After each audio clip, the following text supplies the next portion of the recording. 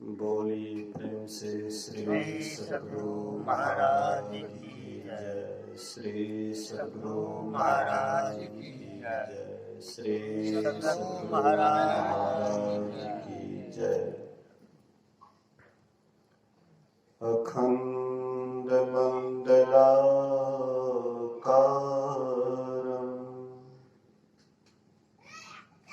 व्याप्तं येन चराचरं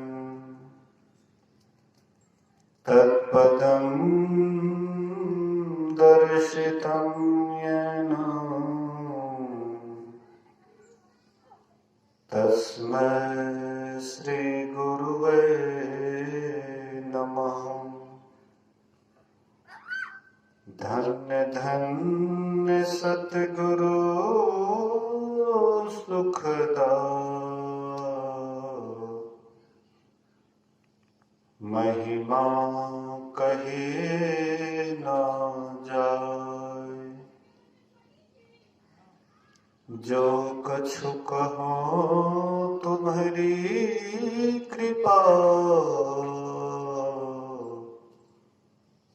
मोते कछु न बसाए। सर्वत्र सर्वदा वर्तमान सद्गुरु महाराज जी के पावन चरणों में कोटि कोटि नमन। उपस्थित गुरुजन, धर्म प्रेमी सत्संगी बंधुओं, पूजनीया माताओं तथा भक्तिमती बहनों, एक दिवसीय संतमत सत्संग का आयोजन बालक राम बाबू के निवास स्थान पर हो रहा है। हालांकि मैं 1-1.5 साल या 2 साल के लगभग पहले ही आया था। इनके यहाँ आश्रम के कोई विशेष काम से उसी समय बोले थे कि बाबा हम सत्संग कराएंगे, लेकिन तब से होते होते गुरु महाराज जी की कृपा हुई जो आज इनके दरवाजे पर सत्संग हो रहा है। कहते हैं धन्य घड़ी जब सत्संगा, वह घड़ी धन्य है जब सत्संग होता है। सत्संग बराबर नहीं होता है, या हम चाहते हैं कि हम सत्संग करावें, लेकिन जब तक पुण्य का पूंजी नहीं होता है तब तक सत्संग नहीं होता है। इसलिए आज ही यहाँ पर सत्संग होना था, इसीलिए अभी हो रहा है। हम आप श्रवण कर रहे थे बहुत अच्छी अच्छी बातें को। पहले वेद भगवान के उपदेश को सुनिए। वेद भगवान उपदेश करते हैं, किनको और क्यों? तो वेद भगवान मनुष्य से उपदेश करते हैं। तो मनुष्य से क्यों उपदेश करते हैं? इसलिए कि इस ज्ञान के हकदार मनुष्य ही हैं। मनुष्य ही इस ज्ञान को समझने के लायक हैं। मनुष्य ही इस ज्ञान को अपने जीवन में धारण कर सकते हैं, और मनुष्य ही इस ज्ञान को जीवन में धारण करके प्राप्तव्य वस्तु को प्राप्त कर सकते हैं। इसलिए मनुष्य से उपदेश करते हैं। हे मनुष्यों, जगत प्रसव करता, जो संसार को पैदा किया है, प्रसव किया है, जन्म दिया है, उसके ज्ञान को प्राप्त करने के लिए ये संसार को किसी ने पैदा किया है, किसी ने जन्म दिया है, प्रसव किया है। जैसे कोई माँ पहले प्रसव करती है, जन्म देती है, तो वैसे ही इस संसार को भी किसी ने जन्म दिया है, किसी ने पैदा किया है। बहुत आदमी ऐसे भी हैं संसार में, कहते हैं कि ये संसार को किसी ने पैदा नहीं किया है, ये संसार तो अपने आप बन गया है, इसको कोई पैदा करने वाले नहीं है। लेकिन यह विचार दिमाग में नहीं धंसता है। जब तक कोई कर्म नहीं करे तो वह कैसे हो सकता है। इसलिए इस संसार को भी किसी ने पैदा किया है, किसी ने बनाया है, जन्म दिया है। कोई आदमी आकर के कहे कि ये पंडाल अपने आप बन गया, तो क्या हम इसको मान लेंगे कि पंडाल अपने आप बन गया? ये पंडाल को कोई बनाने वाले हैं, इसीलिए पंडाल बना हुआ है। इसी तरह से ये संसार को भी किसी ने पैदा किया है, किसी ने बनाया है, और जो पैदा किया है, जो बनाया है, उसी को हम ईश्वर परमात्मा कहते हैं। आजकल लोग पढ़े लिखे जो बाबू साहब हैं, वे ईश्वर को नहीं मानते हैं, कहते हैं कि ईश्वर उश्वर कुछ नहीं है, सब अपने आप सब काम हो रहा है। लेकिन ये विचार अगर हम बढ़िया से विचार करें, थोड़ा गहराई से सोचें,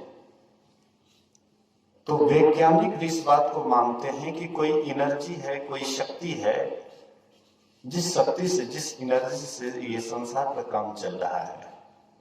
तो वैज्ञानिक जिसको एनर्जी कहते हैं, जिसको शक्ति कहते हैं, उसी को ऋषि मुनि संत महापुरुष ईश्वर कहते हैं, परमात्मा कहते हैं। तो वह ईश्वर परमात्मा के द्वारा ही ये संसार बना है। ये प्रकृति द्वय उत्पत्ति लय होवे प्रभु की मौज से, ये अजा अनाद्या स्वयं है, हरगिज न कहना चाहिए। ये प्रकृति द्वय उत्पत्ति लय, यह संसार परमात्मा की मौज से बनता है और बिगड़ता है। जो बना है वह बिगड़ेगा। संसार में हम आप जो भी कुछ देखते हैं, जो बनता है वह बिगड़ता है। 3 गुणों से संसार का काम चलता है, सतोगुण, रजोगुण, तमोगुण। ये 3 गुण से संसार का काम चल रहा है। रजोगुण से उत्पन्न होता है, सतोगुण से पालन होता है, और तमोगुण से संहार होता है। तो रजोगुण के देव हैं ब्रह्मा जी, सतोगुण के देव हैं विष्णु भगवान, और तमोगुण के देव है शंकर भगवान। यह एक एक गुण के एक एक मालिक हैं। लेकिन ये 3 गुणों का खेला संसार में होता है और शरीर में भी होता है। एक दिन यह शरीर मां के गर्भ में था, मां के गर्भ से निकला, बचपना था, धीरे धीरे जवान हुआ, फिर बूढ़े होकर के यह शरीर भी एक दिन लापता हो जाता है। ऐसे संसार भी बना है, बीच में हम आप इनको देख रहे हैं, और बाद में ये संसार भी समाप्त हो जाएगा। लेकिन जो बना नहीं है वह कभी बिगड़ता नहीं है। जैसे हम आप कौन हैं? ईश्वर अंश जीव अविनाशी, चेतन अमर सह सुख राशि। हम आप कभी बने नहीं हैं जो बिगड़ेंगे। जो बनता है वही बिगड़ता है। तो हम आप भी कभी बने नहीं हैं और कभी बिगड़ेंगे भी नहीं।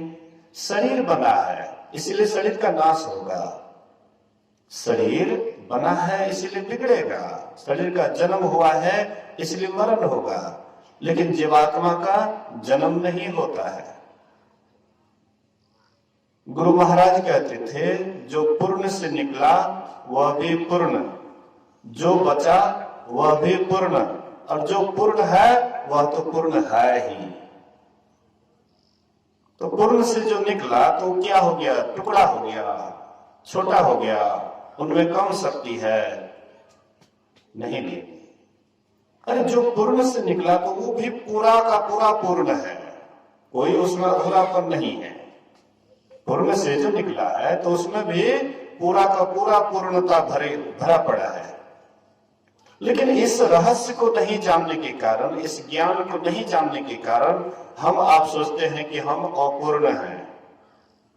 लेकिन जैसे परमात्मा पूर्ण है वैसे हम आप भी पूरा का पूरा पूर्ण हैं, अधूरे नहीं है, टुकड़ा नहीं है। जैसे ऊपर वाले आकाश को महदाकाश कहते हैं, ये पर्दा के अंदर रहने वाले आकाश को पटाकाश कहते हैं, एक घड़ा के अंदर रहने वाले आकाश को घटाकाश कहते हैं। घड़ा को फोड़ दीजिए तो घड़ा घटाकाश यह पटाकाश से मिल जाता है, और ये पट को हटा दीजिए, पर्दा को हटा दीजिए, ये पटाकाश महदाकाश से मिल जाता है। हालांकि मिला ही है, लेकिन बुझाता है कि अलग हो गया है। ऐसे ही हम आप भी परमात्मा ही हैं, परमात्मा और हमें कोई अंतर नहीं है। लेकिन आवरण के कारण गुरु महाराज कहते हैं कि ये जीव पर 3 पर्दा है, अंधकार का, प्रकाश का और शब्द का। ये 3 पर्दा है, और यही 3 पर्दा रहने के कारण हम आपको बुझाता है कि परमात्मा अलग है, हम अलग हैं। परमात्मा शक्तिशाली है और हम शक्तिहीन हैं, हमें कोई शक्ति नहीं है। लेकिन जैसे परमात्मा शक्तिशाली है, हम आप भी वही शक्तिशाली हैं। गुरु महाराज जी बभनगामा में सत्संग का समय दिए थे, तो जो सत्संग का समय था, समय के अनुसार गुरु महाराज जी वहां गए। सुबह का सत्संग होता है, लोग दरवाजे पर भीड़ तो लगी ही थी, और घर वाले भी जो सत्संग करवा रहे थे वो भी सत्संग के बीच में बैठे थे, लेकिन उसका चेहरा कुछ उदास लग रहा था। तो गुरु महाराज जी कहते हैं कि देखो जी, अगर सत्संग कराने की नहीं इच्छा थी तो सत्संग क्यों करवाते हो? अरे जो सत्संग करवाते उनको तो खुशी रहना चाहिए, उसको आनंदित रहना चाहिए, प्रसन्न रहना चाहिए, लेकिन तुम उदास लगते हो। तो बेचारे मौन थे। अब बगल से जो पड़ोसी थे कहते हैं, हजूर रात में ही कोई ऐसी दुर्घटना घट गई जिसके कारण बेचारे उदास हैं। बोले क्या दुर्घटना घटी? बोले कि एक ही इनको संतान था, रात में वो मर गया। अच्छा चलो दिखाओ तो कहां पर मरा है, कहां पर है? तो ले गए जहां पर उसको ढक करके रखे हुए थे, बच्चा था। तो गुरु महाराज जी कहते हैं, अरे कौन कहता है मरा हुआ है? ये तो सोया हुआ है, इसके मां को बुलाओ, इसके मां को बुलाओ। उसके मां को बुला है, कहते इसको उठाओ, गोद में उठाओ। गोद में उठाया, अरे दूध पिलाओ इसको, हाँ दूध पिलाओ। तो जैसे उसकी माँ स्तन में जैसे बच्चा को मुंह को लगाती है, बच्चा तुरंत चूसने लग जाता है, दूध पीने लग जाता है। कहने का मेरा ये आशय है कि गुरु महाराज जी उस पूर्ण को जान गए तो स्वयं पूर्ण हो गए। मुर्दा को भी जिलाने की क्षमता थी, गुरु महाराज जी मुर्दा को भी जिला देते थे। और वो शक्ति हम आप में नहीं है, सो बात नहीं है। हम आप भी मुर्दा को जिंदा कर सकते हैं, लेकिन गुरु महाराज जी वह शक्ति को जान गए, इसीलिए उनमें वह क्षमता आ गई। एक आदमी अधेड़ उम्र का था, मर गया था, तो उसको ले गए कुप्पा घाट आश्रम, कुपा घाट आश्रम ले गए और संत बाबा को बहुत जी हजूरी करने का, हजूर हजूर मेरे पति देव मर गए हैं, गुरु महाराज से प्रार्थना करके जिलवा दीजिए। तो संत बाबा गए, कहते हजूर बहुत लिहोरा करते हैं, थोड़ा इसको जिला दीजिए। गुरु महाराज कहते हैं कि यहाँ पर हम आप ध्यान सत्संग करेंगे, आकि ये मुर्दा का घाट बनाना चाहते हैं आप लोग। अगर हम मुर्दा को जिलाने लगेंगे तो धीरे धीरे ये कुप्पा घाट मुर्दा का ही घाट हो जाएगा। जो भी मरेगा कहेगा चलो गुरु महाराज के पास जिलाने के लिए। तो हम आप इसी तरह से करते रहेंगे। साधु इसी के लिए बना है, ध्यान भजन करने के लिए बना है, एकांत में रहने के लिए बना है, इसलिए ये सब नहीं करना चाहिए। तो कभी कभी मौज में गुरु महाराज जी आ जाते थे तो मुर्दा को भी जिंदा कर देते थे। तो ये चीज हम आप में भी विराजमान है, हम आप में भी वो शक्ति विराजमान है, लेकिन हम आप उस शक्ति को नहीं जानते हैं, इसलिए साधारण मनुष्य बने हुए हैं। और वेद भगवान वही उपदेश करते हैं कि हे मनुष्यों, जगत प्रसव करता जो परमात्मा है, जो संसार को पैदा किया है, उसका ज्ञान प्राप्त करो। उसका ज्ञान प्राप्त कर लोगे तो वही शक्ति तुम्हारे अंदर हो जाएगी। जो प्रसवकर्ता के अंदर में शक्ति है वही शक्ति तुम्हारे अंदर में भी आ जाएगी। उसको प्राप्त करने के लिए कहां जाना पड़ेगा? तो कहते हैं सत्संग करना पड़ेगा। आजकल देखिएगा जो पुराने पुराने लोग हैं वही लोग ज्यादातर सत्संग में आते हैं, नए कैटेगरी के लोग सत्संग में नहीं आते हैं। हमारे सर जी बड़ा बढ़िया प्रवचन किए, बहुत सुंदर प्रवचन किए। हाँ,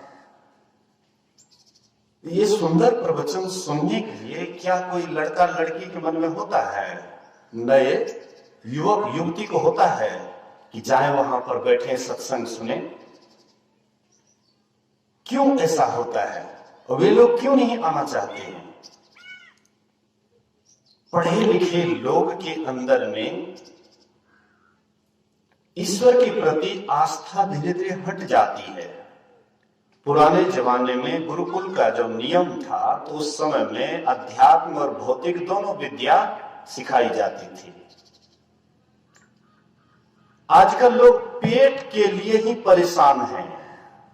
जब से अंग्रेज हम लोगों को लूट करके ले गए तो हम लोग दरिद्र हो गए, और जब से ये दरिद्रता आई तब से संतों का ज्ञान धीरे धीरे धूमिल पड़ गया। इससे पहले संतों का ज्ञान बहुत बड़ा पड़ा था। हमारे जितने भी गोत्र हैं, जब ब्राह्मण देवता कोई भी कार्यक्रम में आते हैं तो सबसे पहले गोत्र का याद दिलाते हैं। हाँ, कोई कश्यप गोत्र के, कोई गौतम गोत्र के, मतलब कोई न कोई ऋषि मुनि का ही नाम लेते हैं। इसका मतलब था कि पहले जितने भी लोग थे सबके सब ऋषि मुनि थे और वे दोनों ज्ञान को जानते थे। अध्यात्म ज्ञान अर्थात अपने आप का ज्ञान, भौतिक ज्ञान अर्थात शरीर का ज्ञान, शरीर संबंधी ज्ञान, शरीर को कैसे हम आप बढ़िया से रखें, ऐस आराम में रखें, भौतिक सुविधा कितना जुटाया जाए, ये भौतिक ज्ञान से संभव है। अभी आप हम देखें जिनके पास में जितना ही भौतिक ज्ञान में वे बढ़े चढ़े हैं उनके पास में भौतिक सुख सुविधा अधिक है। नहीं, शायद यहाँ से 2 नौकरी हैं, शिक्षिका जी भी शायद नौकरी करती हैं और सर जी भी नौकरी करते हैं, 2 नौकरी हैं।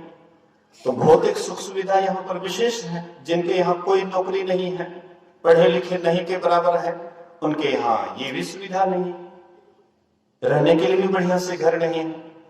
तो जो जिस ज्ञान में अधिक बढ़े होते हैं, भौतिक ज्ञान में अगर कोई अधिक बढ़े हुए होते हैं तो शारीरिक सुख सुविधा उनके पास में अधिक होता है।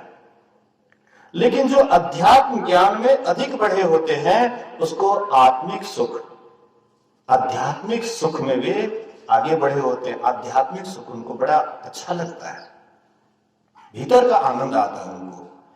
यहां पर तो बाहरी सुख बुझाता है, भौतिक सुख सुविधा में बाहरी सुख सुविधा बुझाता है। पश्चिमी सभ्यता के लोग जितने भी हैं, जैसे इंग्लैंड, अमेरिका, ये सब जितने भी विदेशी लोग हैं उनके पास में भौतिक सुख सुविधा अधिक है, और उसी का देखा देखी हम आप भी करते हैं। आजकल हम अपने विद्यार्थी को कहां पढ़ाते हैं? इंग्लिश मीडियम में। इंग्लिश मीडियम में अपने बच्चे को पढ़ाते हैं, पढ़ा लिखा करके वहां से कोई नौकरी नौकरी लेकर के आता है तो माता पिता को बहुत बड़ी प्रसन्नता होती है। और जब वह पढ़ लिख करके आता है, इंग्लिश मीडियम से पढ़ लिख करके आता है, विद्वान बन करके आता है, कोई नौकरी लेकर के आता है, तो वे अपनी सभ्यता का स्थान नहीं देते हैं, वे अपनी सभ्यता का गुणगान नहीं करते हैं, वे पश्चिमी सभ्यता के गुणगान करते हैं। क्योंकि पश्चिमी सभ्यता के लोगों के अंदर में है कि भौतिक सुख सुविधा जितना ही बढ़ जाए उतना ही हम अच्छे सुख सुविधा में रहेंगे। लेकिन पश्चिमी सभ्यता में प्रायः सबके सब कोई न कोई नौकरी करते हैं और पैसे की कमी नहीं है, बहुत पैसे हैं। अधिक पैसा होने के कारण, सारी सुख सुविधा होने के कारण लगभग 50% से अधिक व्यक्तियों का नींद हराम हो गया है। नींद ही नहीं आती है, नींद की गोली खाते हैं, बेहोशी होते हैं, बेहोश होते हैं। लेकिन जैसे हम आप आराम से सोते हैं वैसे उन लोगों को नींद नहीं आती है, बड़ी परेशानी है, भौतिक सुख सुविधा अधिक है। ये लोग, वहां के लोग 6 रोज तक दफ्तर में काम करते हैं और काम करते करते मन आजिज हो जाता है, मन ऊब जाता है। उसके मन में होता है कि 7वां दिन छुट्टी होगा तो हम जाएंगे घूमने के लिए। तो 7वां दिन जब छुट्टी होता है रविवार के दिन, तो वे लोग निकलते हैं। निकलते हैं तो वहां पर गाड़ी का लंबा कतार लगा रहता है। अब समुद्र के किनारे पहुंचने में उनको लगभग 5-6 घंटा लग जाता है रास्ते में, और 2-3 किलोमीटर उधर ही गाड़ी को रोकना पड़ता है, और तब वे जाते हैं समुद्र के किनारे। इतना भीड़ भाड़, एक तो 6 रोज तक वह कार्यालय में काम करते करते परेशान थे और सोचे कि एकांत में जाकर के वहां आनंद लेंगे, लेकिन वहां से दौड़ करके आए, अंत में वहां पर एकांत का उल्टा ही आया, अर्थात भीड़ भाड़ ही बढ़ा। इससे अच्छा था कि 7वां रोज वे अपने घर में ही किसी रूम में बंद होकर के रहते, शांत होकर के रहते, तो शायद उसको वहां जाने से अधिक उनको अपने घर में ही आनंद मिलता। तो वे लोगों के पास में अधिक संपदा है, सुख सुविधा है, भौतिक सुख सुविधा बढ़ा हुआ है, लेकिन आंतरिक सुख सुविधा में वे लोग जीरो की जीरो हैं। इसीलिए वे लोग जब आजिज हो जाते हैं, उब जाते हैं, तब वे लोग आते हैं यही भारत में किसी ऋषियों के पास, किसी मुनियों के पास, किसी संतों के पास, कि हमने सारी सुख सुविधा को देखा है, हम आप तो तरस रहे हैं भौतिक सुख सुविधा के लिए, हम भारतीय तरस रहे हैं, लेकिन वे लोग पूरा भरे पड़े हैं। लेकिन जब वहां पर भी उसको जब सुख सुविधा नहीं बुझाता है, अंत में यही भारत आते हैं खोजने के लिए। युकिको फ्यूजिता को भी गुरु महाराज जी दर्शन दिए थे। युकिको फ्यूजिता उनको दर्शन दिए थे, वो भी आजिज होगी, वो भी परेशान होगी, अब भीतर से सुख सुविधा की खोज करती होगी, आनंद की खोज करती होगी। जहां पर प्यास लगा है वहीं पर पानी खोजा जाता है, उनके अंदर में भी प्यास लगी होगी, शांति की खोज होगी। इसीलिए गुरु महाराज जी उनको दर्शन दिए, और दर्शन दिए तो सोची कि संतों का गढ़ तो भारत ही है, इसलिए भारत में देखना चाहिए कि ये कौन संत हैं, कहाँ के हैं, कैसे हैं। तो वह एक बार आई, पूरा भारत छान डाली, लेकिन गुरु महाराज जी का कहीं पर भी दर्शन नहीं हुआ, फिर लौट करके चली गई। फिर उनके मन में होता है कि नहीं नहीं, फिर से खोजना चाहिए। तो वह दोबारा आती है, खोजते खोजते मुंगेर जाती है, जहां पर स्वामी सत्यानंद जी महाराज का आश्रम था, वहां पर वह जाती है। लेकिन वहां जाने के बाद भी उनको स्वप्न में जो महापुरुष का दर्शन हुआ था, वह महापुरुष वहां पर नहीं मिला। अंत में वह भागलपुर आती है, किसी से पूछती है कि कोई संत महापुरुष अगल बगल में है। बोले कि हाँ, एक महापुरुष है, कुप्पा घाट आश्रम पड़ता है यहां से कुछ दूर। तो वह पता लगाते हुए आश्रम आती है। तो गुरुदेव उस समय में आश्रम में मौजूद नहीं थे, गुरु महाराज जी की लेकिन तस्वीर टंगी हुई थी दीवार पर। वह जब देखती है तो आनंद से विभोर हो जाती है, खिल जाती है, नाचने लग जाती है कि यही संत हमें दर्शन दिए थे।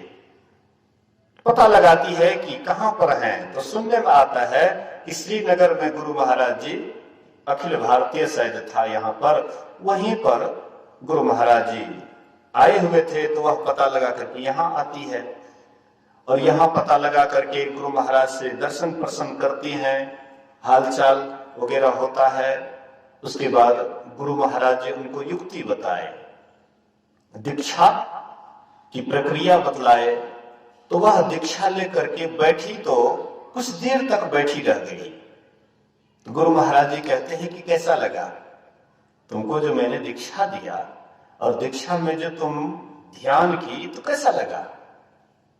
तो वह कहती है ये बहुत आसान है, नहीं तो बहुत कठिन। ये बहुत आसान भी है, नहीं तो बहुत कठिन भी है। तो मेरे कहने का ये आशय था कि जहां पर भौतिक सुख समृद्धा पूरा भरा पड़ा है, लेकिन वहां के लोग भी व्याकुल क्यों हैं? हम आप भौतिक सुविधा के लिए दौड़ कर रहे हैं, दौड़ धूप कर रहे हैं, पश्चिमी सभ्यता की प्रशंसा करते हैं, अपने कल्चर को गाली देते हैं, अपने कल्चर को जो बच्चे पढ़ लिख करके आते हैं ना, तो देखिएगा अक्सर अपने भारतीय संस्कृति को गाली देते हैं, पुराने लोगों का स्थान नहीं देते हैं, कहते हैं कि ये सब कोई लायक के नहीं है, नालायक है। लेकिन पश्चिमी सभ्यता की खूब बड़ाई करते हैं। लेकिन पश्चिमी सभ्यता वाले क्यों आते हैं इधर? इसका मतलब है कि भौतिक सुख सुविधा कितना हो हमारे पास में हो जाए, लेकिन जब तक हम अंदर नहीं धसेंगे, अपने भीतर नहीं जाएंगे और वह सुख को नहीं पालेंगे जिस सुख के लिए हम आपके भीतर में चाह है। हम आपके भीतर में कौन सुख की चाह है? क्या भौतिक सुख की चाह है? नहीं। हाँ, यहां पर ये बात जरूर है कि आनहर गुरु बहिर चला, मांगे हेरा दिए भैला। अंदर से कोई और सुख चाहते हैं, भीतर से जीवात्मा की चाह और है कि तुम मुझे उधर ले चलो, जहां का मैं अंश हूं, जहां से आया हूं, मुझे उधर ले चलो। लेकिन हम आप क्या कहते हैं, मन क्या कहता है? अरे क्या तुम उधर के फेरे में पड़े हो? क्या तुम उसको देखे हो? क्या वो सुख शांति को तुमने कभी पाया है? ये सब भूल भुलैया है, ये सबको दिमाग से हटा दो। लेकिन देखो ना, ये भौतिक सुख सुविधा तो तुम्हारे पास में है, क्यों नहीं तुम इसका आनंद लो? इसका आनंद लो। तो अनहर गुरु बहिर चला, अंधरा गुरु है जो इसको मतलब जिधर जाना चाहते उधर जाने नहीं देता है और भौतिक सुख सुविधा में ही इसको रोक लेते हैं, लेकिन ये असली सुख से वंचित हो जाता है। अंत में हम यही पाते हैं, भीतर से जो आवाज निकलती है उस आवाज को हम दबा देते हैं और अंत में यहां से यही कहते हुए जाते हैं कि जो सुख सुविधा को हमने खोज रहा था वह सुख सुविधा है ही नहीं। जैसे कोई जन्मांध कहे कि रूप विषय है ही नहीं, तो कैसे माना जाएगा?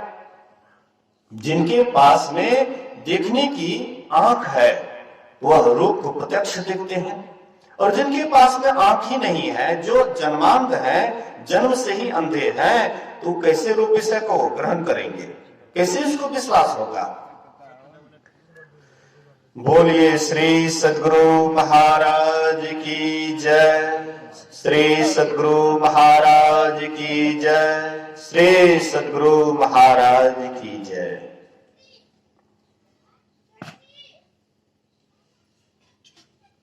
चार अंधे थे, चार अंधे, उनकी इच्छा हुई कि हाथी को देखना चाहिए, तो आंख तो था नहीं, हाथी को देखेंगे।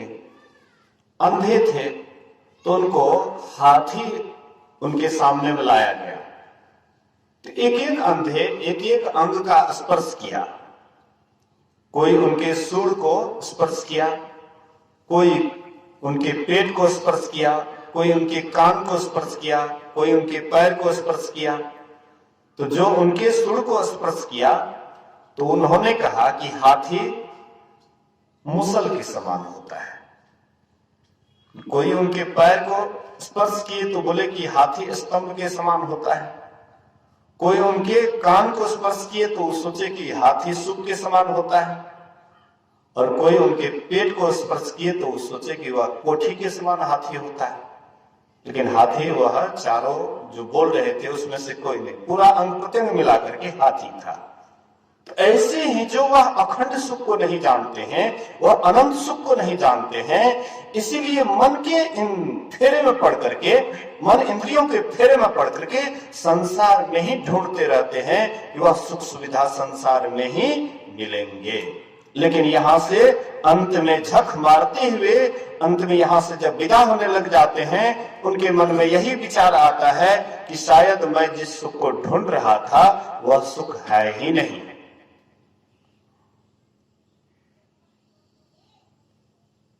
संत महापुरुष कहते हैं कि जिधर वह सुख था उधर तो हम आप कभी गए नहीं। जिधर वह सुख था उधर हम आप नहीं गए, लेकिन जिधर वह नहीं था उधर ही हम दिन रात टटोलते रहे। तो भला वह सुख मिलेगा, वह शांति मिलेगी? वस्तु कहीं ढूंढे कहीं, अके विधि आवे हाथ, अकह कबीर तब पाइए, जब भेदी लीजिए साथ। भेदी लिन्हा साथ कर दिन ही वस्तु लखाए, कोटि जन्म का पंथ था पल में पहुंचा जाए। इसलिए महापुरुष कहते हैं ये संसार में वह सुख सुविधा नहीं है। लेकिन हम आप संत महापुरुष ऐसा नहीं कहते हैं कि इसका मतलब ये नहीं है कि संसार के सुख सुविधा को तुम छोड़ दो, नौकरी छोड़ दो, व्यापार छोड़ दो, काम धंधा छोड़ दो और सब चुपचाप बैठ जाओ। ये नहीं कहते हैं। आप जो भी काम करते हैं, बिजनेस, व्यापार, नौकरी चाकरी जो भी करते हैं वह कीजिए, लेकिन ईमानदारी के साथ कीजिए। जो भी काम कीजिए ईमानदारी के साथ कीजिए, और जितना ही आपको सही में सच्चाई के साथ जो भी आपके पास आता है उसी में आप संतुष्ट होकर के अगर भीतर जाने का कोशिश कीजिए, अंदर घुसने का कोशिश कीजिए, तब आपको दोनों सुख सुविधा मिलेंगे। बाहर में भी आपको अगर सुख सुविधा नहीं है तो ऊपर भी तकलीफ होगी। गुरु महाराज जी 75 बीघा जमीन उनके पिताजी को थे, उनके यहाँ जन्म लिए तो सारी सुख सुविधा बड़ा पड़ा था। तो बाहरी सुख सुविधा भी चाहिए। एक बार राम लगन बाबा गुरु महाराज से कहते हैं, हजूर जमीन यार एकरा की करिए? कल की जमीन यार के बेच ले या बैंक बैलेंस क्या दे, आराम से पैसा जे हाँ उठा कर ध्यान कर। वही करते थे मतलब पूज्य राम लगन बाबा, और अच्छे ध्यानी थे।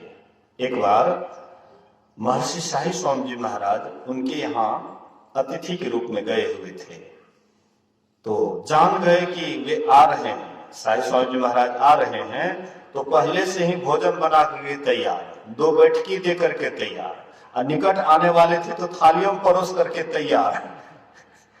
हाँ इधर तैयार है। तो बाबा आए, पानी उनी वगैरह दिए, उसके बाद कहते हैं कि देखते हैं कि 2 बैठकी है, 2 थाली में परोसा हुआ है, तो आप कैसे जान गए?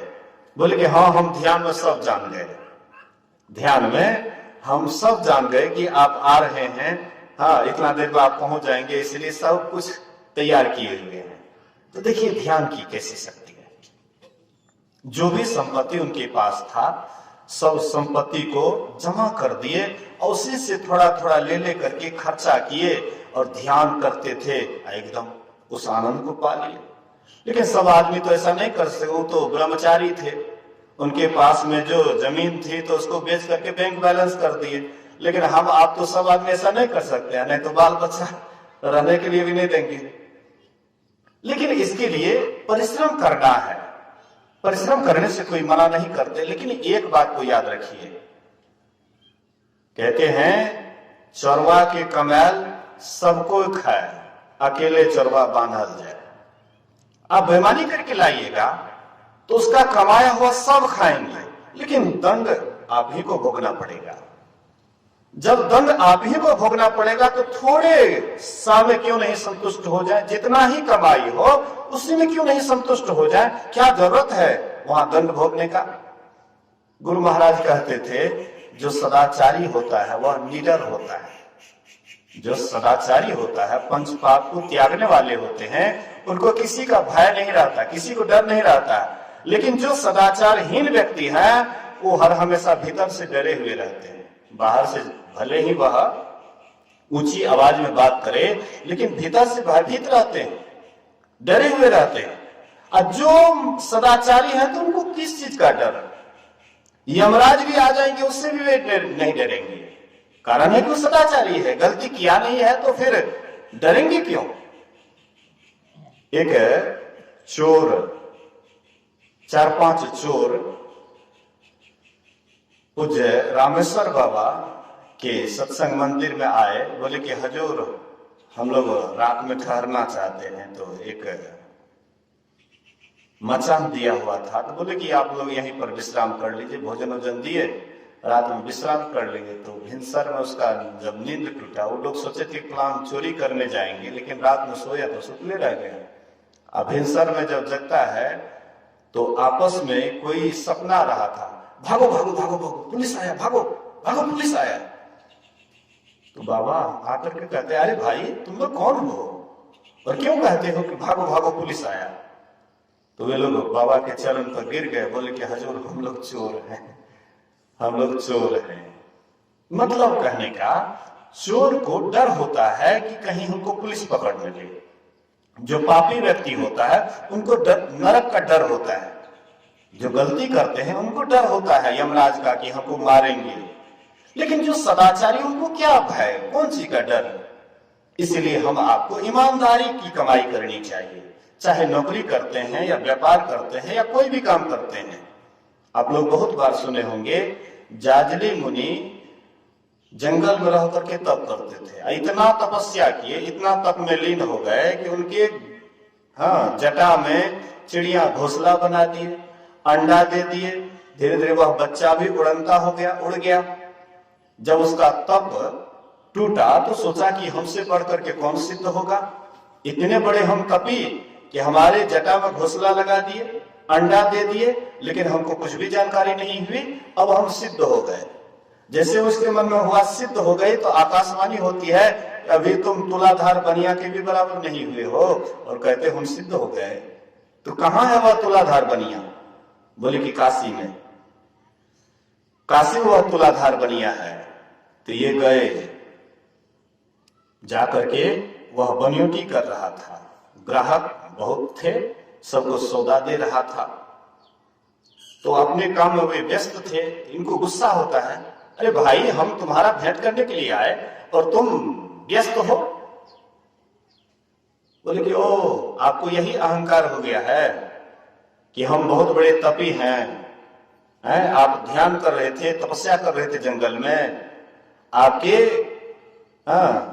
जटा में चिड़िया घोंसला लगा दिए, अंडा दे दिए, उससे बच्चा हो गया, फिर वह उड़ गया, इसी का घमंड आपको हो गया है। बोले कि तुम कैसे जान गया? घर बैठे तुम कैसे जान गया?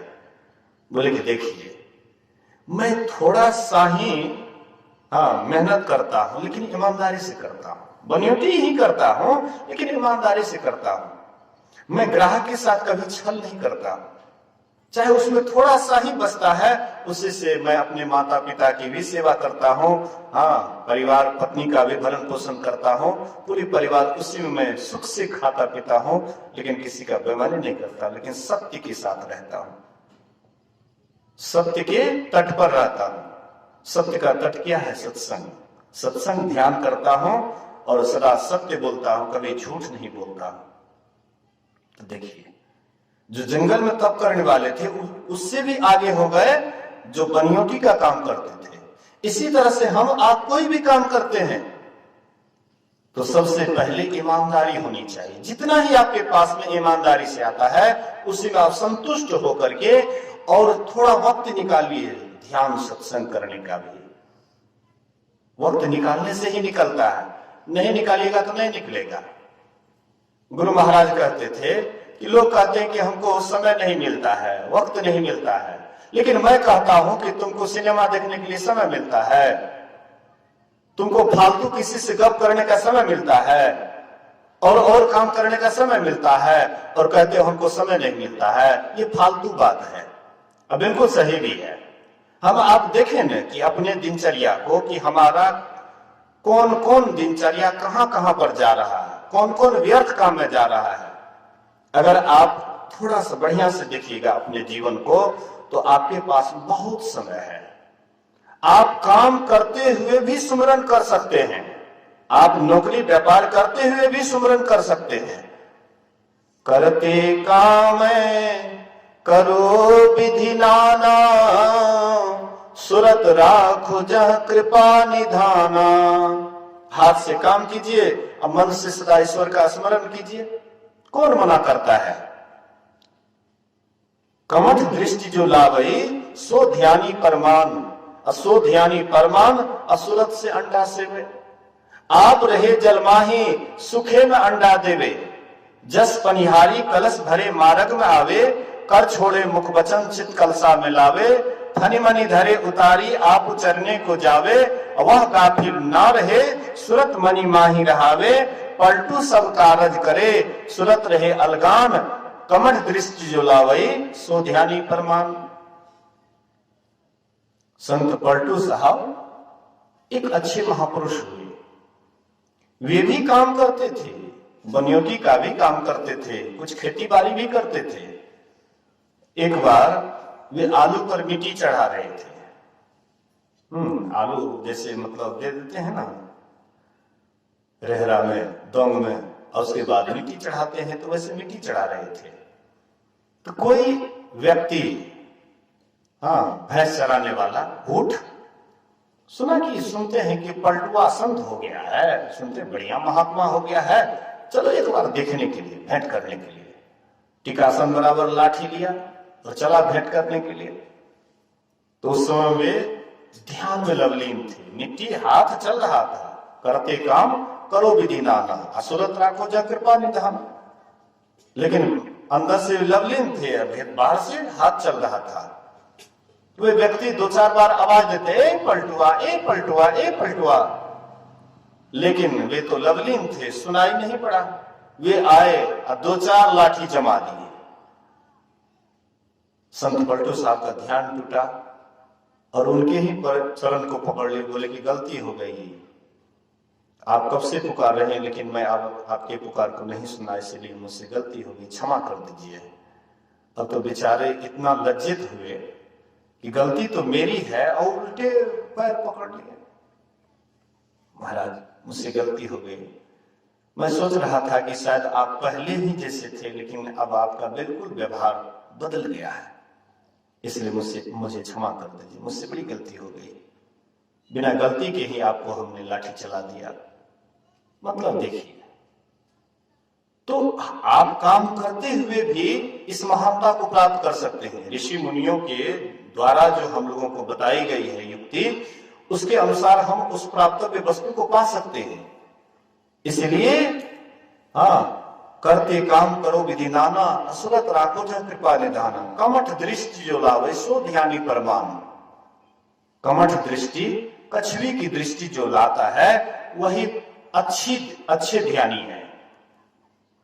कछवी की दृष्टि, तो कछवी जैसे पानी में रहती है और अंडा देती है सूखी जमीन पर, लेकिन उसका ख्याल हर हमेशा लगा रहता है अपने अंडे पर ही। सूरत से अंडा को वह सेती रहती है, लेकिन वह रहती है पानी में। इसी तरह से हम आप भी शरीर से संसार का काम करें और भीतर से हर हमेशा परमात्मा का स्मरण करें, सुमरन करें, ध्यान करें। दो काम आप संसार में दो काम आप करते हुए भी आप ध्यान कर सकते हैं। काम करते हुए भी दो काम कर सकते हैं, मानस जप और मानस ध्यान। संसार का काम करते हुए भी ये दो काम कर सकते हैं। सुमिरन कर सकते हैं काम करते हुए भी, चाहे हम दफ्तर में क्यों नहीं काम करें उस समय में भी सुमिरन हो सकता है। खाली जिस समय होता है, कोई काम में व्यस्त है, उस समय में हो सकता है जब छूट जाए, लेकिन अधिक अगर आपको अब आदत पड़ जाएगा तो आप काम करते हुए भी आपका हो सकता है, लेकिन हो ना हो उस समय आपको उस समय में छूट जाए, नहीं होता है कोई बात नहीं है। लेकिन जिस समय में आप खाली होते हैं उस समय में भी तो करना चाहिए। कोई लिखा पढ़ी कर रहे हैं या विद्यार्थी को पढ़ा रहे हैं या और कोई काम कर रहे हैं, तो उस समय में हो सकता है आप नहीं कर पाते हैं, लेकिन खाली समय में तो करना चाहिए जिस समय में आप खाली होते हैं। लेकिन उस समय में भी हम आप और ही बातों में दिमाग लगा करके रखते हैं।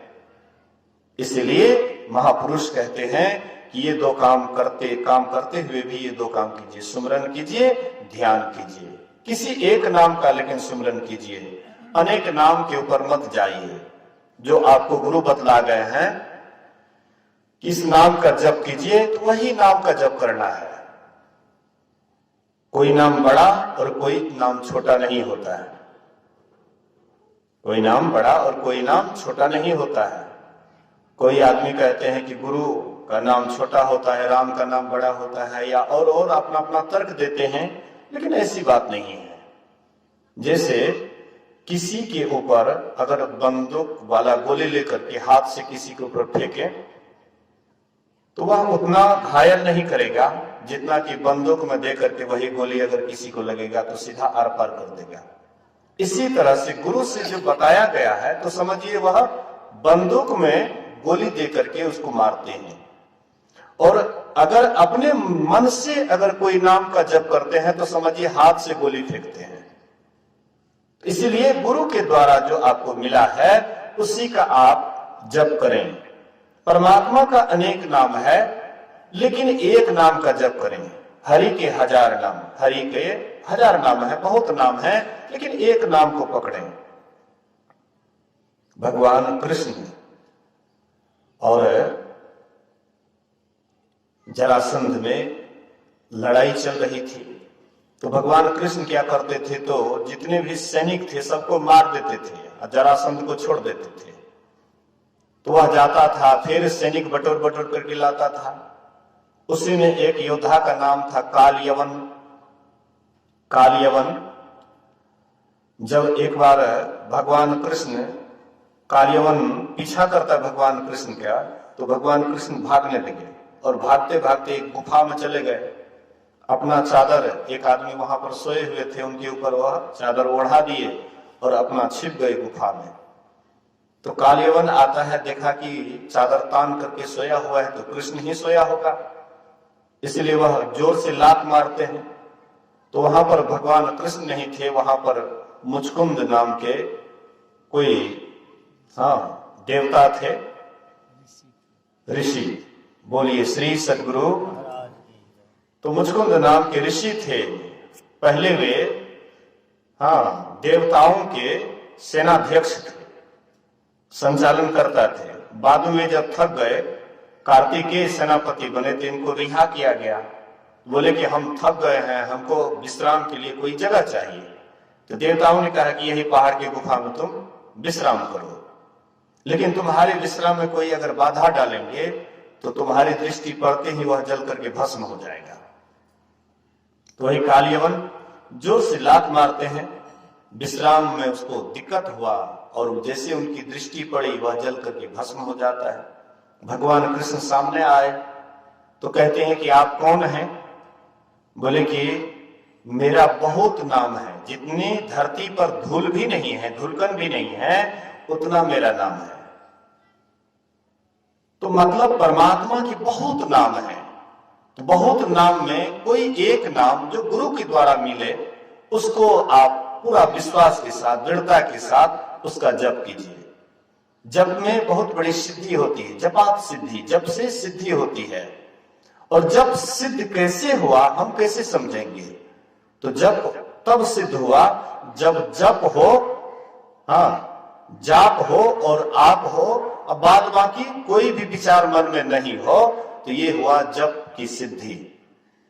इससे आगे अगर जप की सिद्धि हो जाएगी तो फिर वह रूप आएगा, जिस नाम को आप जप रहे थे वही नाम संबंधी रूप आएंगे, और वह रूप जब आपके सामने आएंगे, उनका दर्शन हो जाएगा तो आपका काम बहुत बन गया, अर्थात भावसागर तरने की शक्ति आप में आ जाती है। दर्शन उनके उर्माही करे बड़भागी, तिनके तरने की नाव किनारे लागी। जो अपने भीतर में इष्ट मूर्ति का हूबहू दर्शन कर लेते हैं, उनको तरने के लिए नाव आ जाती है, अर्थात दृष्टियोग करने की शक्ति आ जाती है। तब आप कमठ दृष्टि जो लावई सो ध्यानी प्रमाण, तब आप प्रमाणित हो जाएंगे, ध्यानी में प्रमाणित हो जाएंगे, अच्छे ध्यानी हो जाएंगे। सो ध्यानी प्रमाण सूरत से अंडा सेवे, आप रहे जलमाही सुखे में अंडा देवे। जस पनिहारी कलश भरे मार्ग में आवे, कर छोड़े मुख बचन चित कलसा में लावे। फनी मनी धरे उतारी आप चरने को जावे, वह गाफिल ना रहे सुरत मनी माही रहावे। पलटू सब कारज करे सुरत रहे अलगान, कमठ दृष्टि जो लावे सो ध्यानी परमान। तो ऐसे अगर हम आप अच्छी तरह से ध्यान करेंगे, इहलोक भी हम लोगों का सुखी रहेगा और परलोक भी सुखी रहेगा। नानक सतगुरु भेटिए पूरे होवे जुबती, हसंग दिया खेलंग दिया पहनंग दिया खावंग दिया और बीचे होवे मुक्ति। गुरु नानक देव कहते हैं अगर तुमको सच्चे सदगुरु अगर मिल जाए तो संसार में ही रहोगे, लेकिन संसार में रहते हुए भी, सारी व्यवस्था के साथ रहते हुए भी ध्याय ध्याय भक्त सुख पाया, नानक तिस पुरुष का इन अंत न पाया। तब आप ध्यान करते करते आप एक दिन परमात्मा में जाकर के मिल जाएंगे, फिर आवागमन का चक्र सदा के लिए समाप्त हो जाएगा। तो समय 10:06 हो गया है। अब हम लोग आरती की ओर चलेंगे और फिर अपराह्न कालीन सत्संग है, सब कोई जमजुट करके आएंगे। बोलिए प्रेम से श्री सद्गुरु महाराज की जय।